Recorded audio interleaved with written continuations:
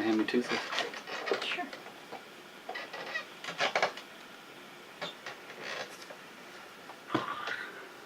Hi, I'm a star, yay!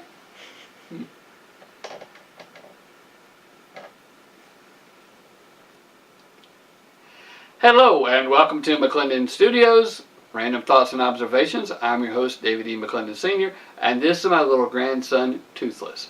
And today we're going to talk to you about the Bowling Man. Toothless is going to sit over here, just off camera, and listen to the story as well.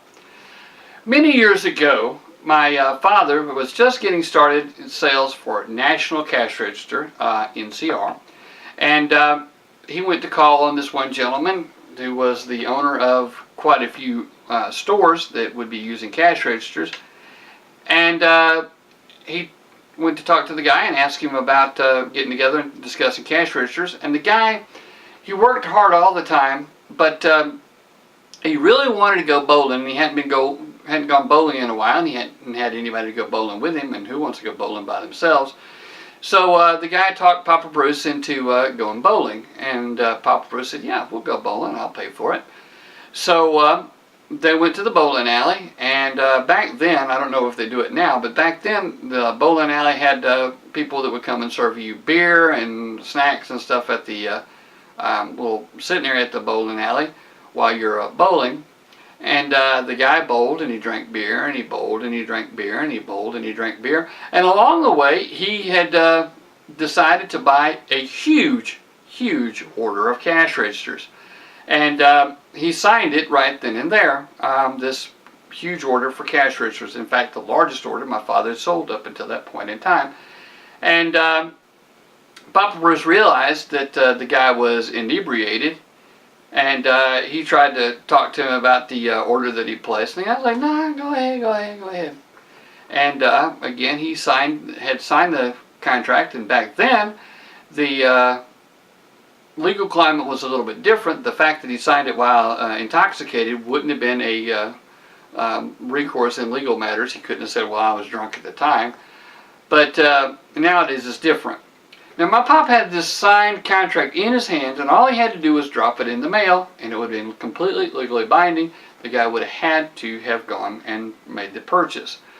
But Papa Bruce got to thinking better of it, and he said, you know, it's just not right to take advantage of a person that way. He wanted to go bowling, but while I was off bowling, he got a little bit inebriated.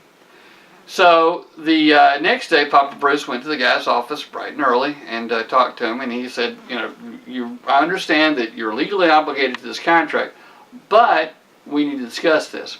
And so they sat down and came to terms for a much smaller order. And the guy was very appreciative that Papa Bruce didn't take advantage of him that way. He was completely out of his element drinking that much. He didn't normally drink. And it just got enjoying the evening, and he got a little inebriated and didn't realize how intoxicated he was when he signed the contract. Well, to make a short story long, as I am often guilty of doing, this guy got so trusting of my father, he decided that my father was not going to take advantage of him, because he could have taken advantage of him on this early sale, that my father never had to call on him again. Whenever he opened another store, he sent a purchase order to Papa Bruce to go ahead and buy the cash registers, which meant Papa Bruce got the cash register order for that store.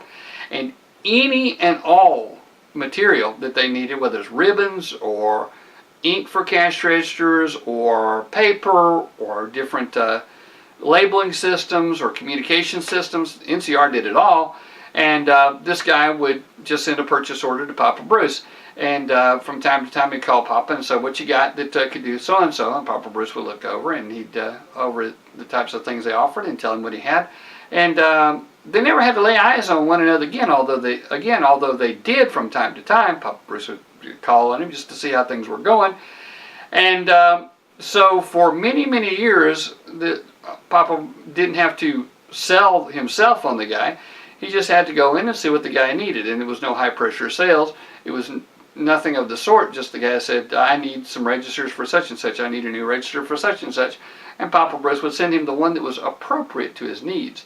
Now, in a related incident, which I'll tell you about here in another post, this worked out to be very good for my father. It was a very good account for him.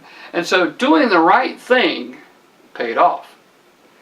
That's the story of the bowling man, and if you have any questions or comments, send us an email to gindysvideos@gmail.com. That's gindysvideos@gmail.com. Drop us a note, tell Toothless hi, and let us know how things are going. If you like this vlog, then go ahead and subscribe to us on YouTube, or if you'd like, please follow us on the regular blog at Random Thoughts and Observations at Blogspot, and we thank you very much. You have a great day.